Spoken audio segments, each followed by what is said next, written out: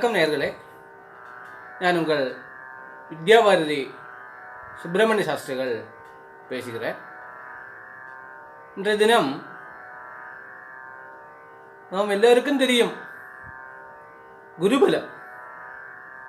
என்ன சாமி, என் மகளுக்கு அல்லது மகனுக்கு குருபலன் வந்தாச்சா என்று பொதுவாக கேட்பார்கள். இன் ஜெனரல், பொதுவாக சொல்லப்போனால் குருபலன் என்றால் கல்யாண காலம் என்று நாம் தெரிந்த விஷயம். ஆனால் அதில் ஒளிந்திருக்கும் சூக்ஷ்மம் என்னவென்று தெரிந்து கொள்ளலாமா? குரு என்பவர் 5ஆம் வீட்டுக்கு காரகர். 5ஆம் வீடு என்பது பூர்வ புண்ணியஸ்தானம், புத்திரஸ்தானம். அதாவது என் மகனுக்கு அல்லது மகளுக்கு இப்போது திருமணம் நடந்துவிட்டால் என் வம்சத்தை அபிவிருத்தி செய்யப்படுவதான குழந்தை பெறுவதற்கான வாய்ப்புகள் வலிமையாக உள்ளதா என்ற பெரிய ஒரு கொஸ்டினுக்கு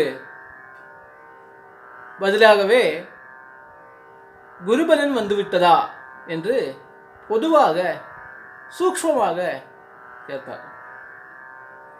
இந்த குருபலன் என்பது எப்படி கணக்கிடுவது என்பதை இன்றைய பதிவு மூலமாக நாம் தெரிந்து கொள்ளலாம்.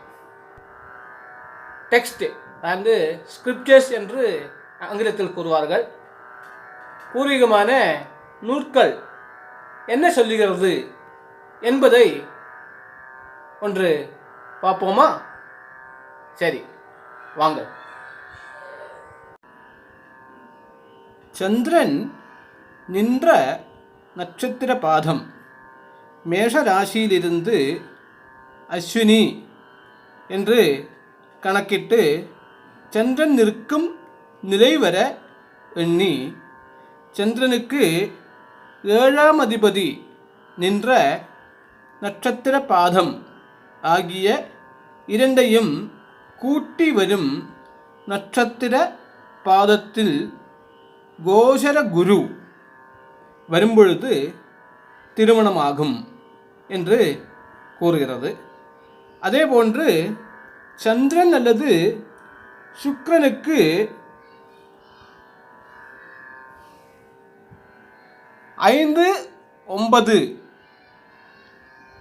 என்ற வீடுகளில் குரு வரும் காலம் திருமணம் நடைபெறக்கூடும்.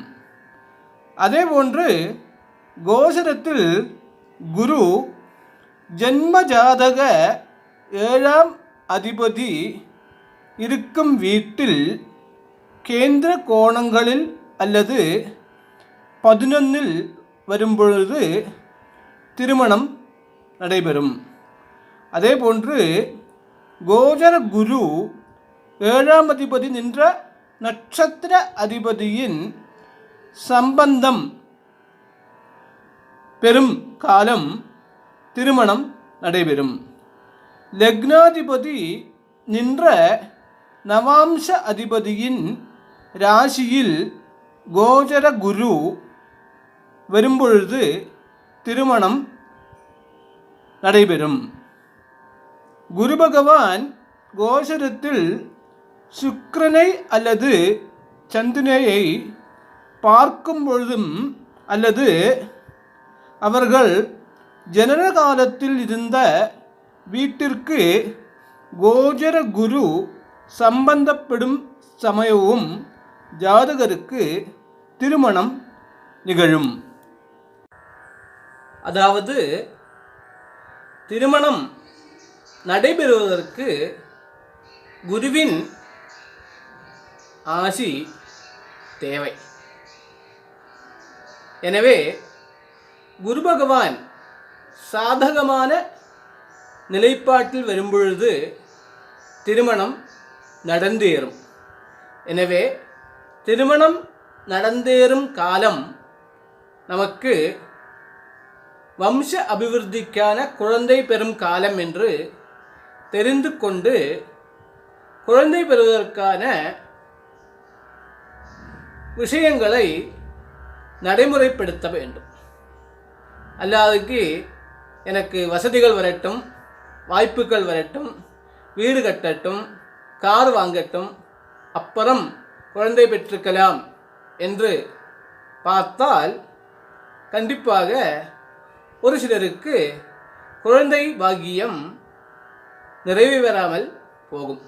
எனவே குருபரன் வந்து குருவின் அருளால் எல்லோருக்கும் திருமணம் நடைபெறவும், அதேபோன்று இவ்வாண்டே குழந்தை பெறுவதற்கும் அந்த குரு பகவான் ஆசி புரியட்டும் என்று பிரார்த்தித்து கொண்டு நிறுத்துகிறேன். வணக்கம்.